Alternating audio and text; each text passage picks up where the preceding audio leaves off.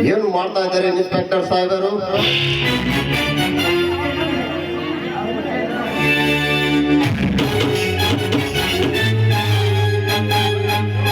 ಓಹೋ, ಅದು ಹಾಗೆ ಹೋದ ಧರ್ಮೇಂದ್ರಪ್ಪನವರ ಆಗಮನ. ಬನ್ನಿ ಬನ್ನಿ. ಕುಳಿತು ನಿನ್ನ ಜೊತೆ ಪ್ರೀತಿ ಮಾತು ಆಡಲಿಕ್ಕೆ ಬಂದಿಲ್ಲ, ಇವರನ್ನು ಬಿಡಿಸಿಕೊಂಡು ಹೋಗಲಿಕ್ಕೆ ಬಂದಿದ್ದೇನೆ. ಇವರನ್ನು ಬಿಡಿಸಿಕೊಂಡು ಹೋಗಲಿಕ್ಕೆ ಬಂದಿದ್ದೀಯೋ ಇಲ್ಲ ಇನ್ನು ಒಳಗಡೆ ಬೀಳಲಿಕ್ಕೆ ಬಂದಿದ್ದೀಯೋ? ಹರಿ ಜಯರಾಮನಲ್ಲ ಧರ್ಮೇಂದ್ರಪ್ಪ, ಇನ್ಸ್ಪೆಕ್ಟರ್ ಜಯರಾಮ. ಜಯರಾಮ, ಆಗ ನೀನು ತಂದೆಗೆ ಎದುರು ನಿಂತು ಮಾತನಾಡುತ್ತೀಯಾ? ತಂದೆಗಷ್ಟೇ ಇಂಥ ಹೇಸಿ ಕೆಲಸ ಮಾಡುವ ತಂದೆ ಕೂಡ ಮಾತಾಡ್ತೀನಿ. ಮಿಸ್ಟರ್ ಧರ್ಮೇಂದ್ರಪ್ಪ, ಎಲ್ಲಿದ್ದಾನೆ ನಿನ್ನ ಮಗ? ನಿನಕ್ಕೊಂದು ಹೆಣ್ಣಿನ ಜೊತೆ ಚಕ್ಕಂದ ಆಡುತ್ತಾ ಕಡಿಮನಾಗಿ ಕಂಡವರ ಕಣ್ಣಲ್ಲಿ ಮಣ್ಣು ಹಾಕಿ ಮೆರೆದು ಇನ್ನು ಒಳಗೆ ಬಂದಿದ್ದಾನಲ್ಲ, ಅವನು ನಿನ್ನ ಮಗ.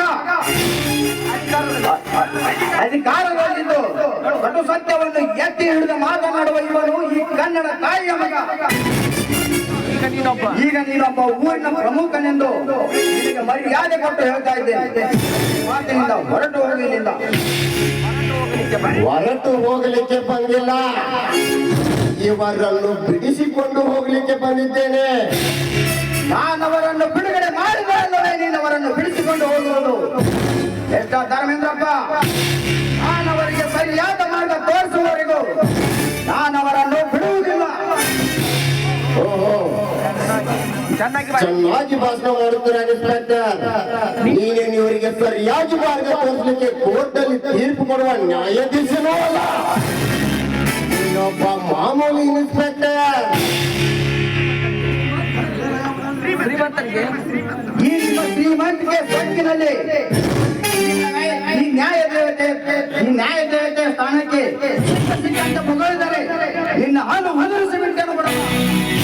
ನನಗೆ ಮಾಮೂಲಿ ಇನ್ಸ್ಪೆಕ್ಟರ್ನಿಂದ ನಿನ್ನ ನಾಲಿಗೆ ಸೀಳಿ ಬಿಡುತ್ತಿದ್ದೆ. ಆದರೆ ಕಾನೂನನ್ನು ಕೈಗೆ ತೆಗೆದುಕೊಂಡು ನಿನ್ನನ್ನು ಸುಮ್ಮನೆ ಬಿಡ್ತಾ ಇದ್ದೇನೆ.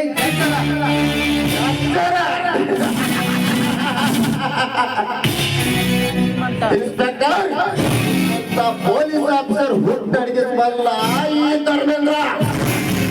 ಧರ್ಮೇಂದ್ರನಿಗೆ ಎಚ್ಚರ ಮಾತು ಹೇಳುವೆ ಆ ಇನ್ಸ್ಪೆಕ್ಟರ್.